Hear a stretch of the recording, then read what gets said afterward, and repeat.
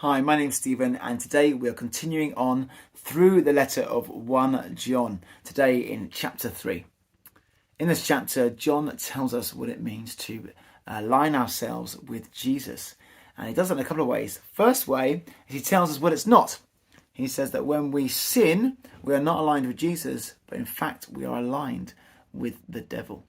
It's pretty stark words when we consider it. We consider how much sin we do during the day. We're thinking, every time we do that, we are choosing the kingdom of darkness, choosing to align ourselves with Satan and instead of Jesus. When we choose to think bad thoughts, tell little subtle lies or exaggerations that make us look better, where pride comes up from our hearts, or other sins that are maybe bigger than those things. Every time we do that, we're not choosing Jesus. We're choosing the devil, which is pretty stark words. It says this: whoever makes a practice of sinning is of the devil. The devil has been sinning from the beginning. Right from the beginning, the devil, Lucifer, Satan, has been sinning, opposed to God. Yesterday we were talking about Antichrist. He was against God. And every time we sin, we again, our offence first and foremost is against God. And that's who we're aligning ourselves with, the devil. That brings a stark contrast. Be sober about our sin. Be sensible about our sin. Don't be too quick to minimize it or just put it to one side. We need to look at it seriously and be those who repent of it, because we don't want to be like that. We want to be like Jesus. By this is evident who are the children of God and who are the children of the devil. Whoever does not practice righteousness is not of God, nor is the one who does not love his brother. And this is where John goes. He kind of begins to talk about sin and what it means to obey God, particularly in the light of what it means to interact with the other people in our lives.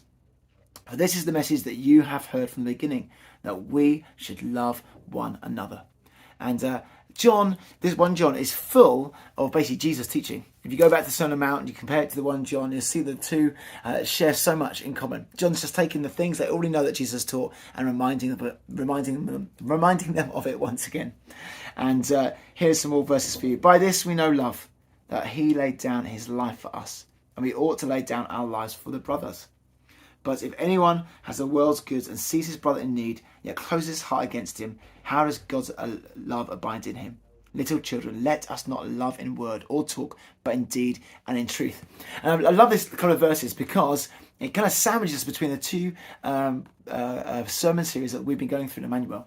We were going through your people, looking at what it means to love people in the way that God has loved us, laying our lives down for them, being sacrificial in every way, including giving to the needy, which has just come out of our gift campaign through November. This is what love is, to love God and love people. And that's what we've been learning about. And then it goes on to say, don't, little children, let us not love in word or talk, but in deed and in truth. And we're about to go into the book of James, and James is all about that. Is your faith real? If it is, then it will result in works. Don't just merely hear the words. Don't just merely subscribe to the truth, but let it kind of get right inside you. Let it change your heart, and let it then change your actions. And it might flow out into the way you act in the world and to those around you.